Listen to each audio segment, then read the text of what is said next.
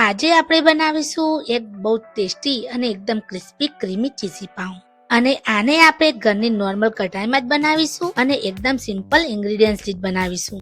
આજે આપણે આને ખાવામાં બહુ ટેસ્ટી, જ્યુસી અને એકદમ ચીઝી બનાવીશું. તો તમે પણ આને જરૂરથી ટ્રાય કરજો અને તમને આ આજની ચીઝી પાઉંની રેસીપી પસંદ આવે તો પ્લીઝ વિડીયોને લાઈક જરૂરથી કરજો અને મારી ચેનલને સબસ્ક્રાઇબ કરવાનું ભૂલતા નહીં. તો આને બનાવવા માટે સૌથી પહેલા આપણે સ્ટફિંગ તૈયાર કરીશું અને આના માટે મેં જેટલા પણ વેજીટેબલ્સ લીધા છે એને મેં બારીક કાપી લીધા છે. તમે શાકભાજીઓમાં તમારી પસંદગીની કોઈ પણ શાકભાજી યુઝ કરી શકો છો.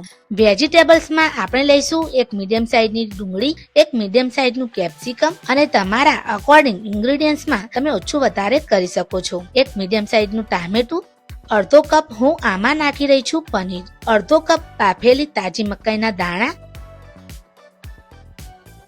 તો હું અહીં 2 ચમચી મેયોનીઝ એડ કરી રહી છું. સોસીસમાં તમને જે ગમતા હોય એ કોઈ પણ યુઝ તમે કરી શકો છો, જે પણ તમારી પાસે અવેલેબલ હોય. તમે કોઈ સોસ વિના પણ એકદમ સિમ્પલ સ્ટફિંગની સાથે આને બનાવી શકો છો. તો આ વેજીસમાં આપણે સીઝનિંગ એડ કરીશું. સૌથી પહેલા હું આમાં નાખી રહી છું ઓરેગાનો, ચીલી ફ્લેક્સ,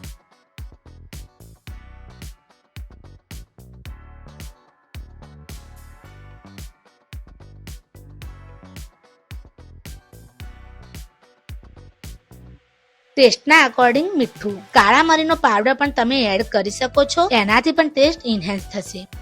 તો આ બધી જ વસ્તુઓને આપણે એકવાર મિક્સ કરી લઈશું. તો બસ સ્ટફિંગ આપણું તૈયાર છે. હવે આપણે હોમમેડ ઓવન એટલે કે કઢાઈ કે ઢોકળિયાને ગરમ કરવા માટે મૂકી દઈશું. આમાં નાખીશું મીઠું. આ નોર્મલ વ્હાઈટ મીઠું છે. બસ હવે આને ઢાંકીને મીડિયમ ફ્લેમ પર આપણે 10 મિનિટ સુધી સારી રીતે થવા દઈશું અને એક બાજુ આપણે પ્લેટ કે ટ્રેને પણ આપણે તૈયાર કરી લઈશું. તો આના માટે મેં એક રેગ્યુલર નોર્મલ સ્ટીલની પ્લેટ લીધી છે. આને આપણે એલ્યુમિનિયમ ફોઇલ પેપરથી કવર કરી લઈશું. તમે આની જગ્યાએ એલ્યુમિનિયમની ડીશ કે ટ્રે પણ લઈ શકો છો.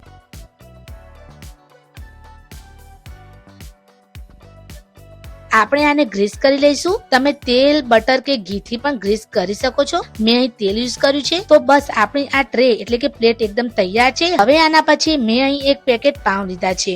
આ રેગ્યુલર પાઉં છે જે આપણે ભાજીની સાથે કે પછી વડાપાઉંમાં યુઝ કરીએ છીએ. સારું, ત્યારે આપણે હવે શું કરવાનું કે આ પાઉંને 2 ભાગમાં ડિવાઈડ કરી લેવાના. બસ એ જ રીતે જે રીતે આપણે કેકને 2 લેયર્સમાં ડિવાઈડ કરીએ છીએ. તો મેં આ રીતે એક પૂરા પેકેટ પાઉંને હાફમાં ડિવાઈડ કરી દીધું છે. આપણી પાસે 2 લેયર્સ આવી ગયા છે. બસ હવે આપણે શું કરીશું કે બેઝ વાળું પાર્ટ છે એની ઉપર સૌથી પહેલા પિઝા સોસ અથવા તો પછી ટોમેટો કેચઅપ લગાવી દઈશું. અહીં મેં ટોમેટો કેચઅપ લગાવ્યું છે. તો તમને જેટલા પણ સોસ પસંદ હોય એ તમે આની ઉપર લગાવીને સારી રીતે ફેલાવી દેવાનું. તો આ રીતે સોસને કે કેચઅપને સારી રીતે સ્પ્રેડ કર્યા પછી હવે આપણે આની ઉપર બધી વસ્તુ નાખી દઈશું. સૌથી પહેલા હું આની ઉપર નાખી રહી છું બહુ જ બધું મોઝરેલા યાની કે પિઝા ચીઝ. ચીઝની જે ક્વોન્ટિટી છે એ તમે તમારા ટેસ્ટના અકોર્ડિંગ ઓછું વધારે તમે રાખી શકો છો. તો મેં અહીં બહુ જ બધું ચીઝ પાથરી દીધું છે આની ઉપર અને આની ઉપર હવે આપણે નાખીશું આપણું સ્ટફિંગ જે આપણે તૈયાર કર્યું હતું. તો મેં આ રીતે મેં સ્ટફિંગને સ્પ્રેડ કરી લીધું છે. તો મેં અહીં બહુ જ બધું ચીઝ નાખ્યું છે કેમ કે મને ચીઝ બહુ જ પસંદ છે. અને બીજું કે આપણે બનાવી રહ્યા છે ચીઝી પાઉં. તો ચીઝી પાઉં હોય અને ચીઝ ભરી ભરીને ના હોય એવું થોડું ચાલે.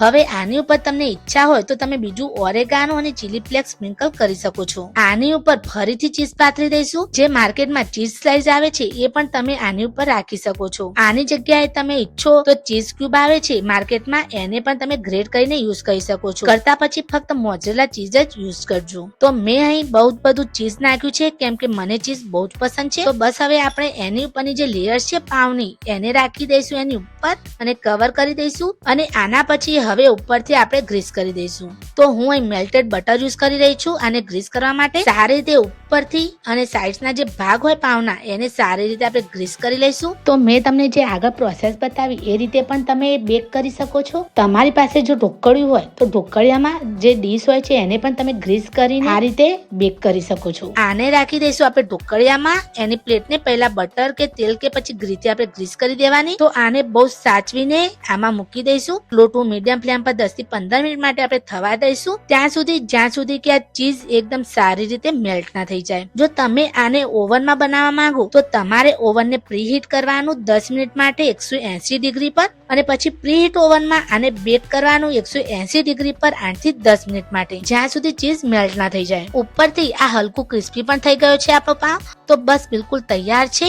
આને સર્વ કર્યા પહેલા આને ફરીથી બટરથી આપણે ગ્રીસ કરી દઈશું. બટર, તેલ કે ઘીથી ગ્રીસ કરવાથી પાવ પર એક ચમક આવી જશે. આ સ્ટેપ એકદમ ઓપ્શનલ છે, તમારે સ્કીપ કરવું હોય તો તમે કરી શકો છો. તો આની સાથે તૈયાર છે આપણું આ બહુ ટેસ્ટી અને એકદમ ક્રીમી ચીઝી પાવ. તમે આને ગરમા ગરમ સર્વ કરજો તમને ગમતા કોઈ પણ સોસ સાથે. આ બધાને બહુ જ વધારે પસંદ આવશે. તો તમે જોયું કે કેટલું આસાન છે આને બનાવવું અને જોવામાં પણ કેટલું યમ્મી લાગી રહ્યું છે ચીઝી પાવ. આ ચીઝ અને જ્યુસી ક્રીમી સ્ટફિંગ બહુ જ વધારે યમ્મી લાગે છે. તો જરૂરથી ટ્રાય કરજો આ રેસીપીને અને મારી સાથે તમારો ફીડબેક જરૂરથી શેર કરજો. અને તમને આજની આ ચીઝી પાવની રેસીપી પસંદ આવી હોય તો પ્લીઝ વિડીયોને લાઈક જરૂરથી કરજો અને મારી ચેનલ કુકિંગ વિથ કવિતાને સબસ્ક્રાઇબ કરવાનું ભૂલતા નહીં.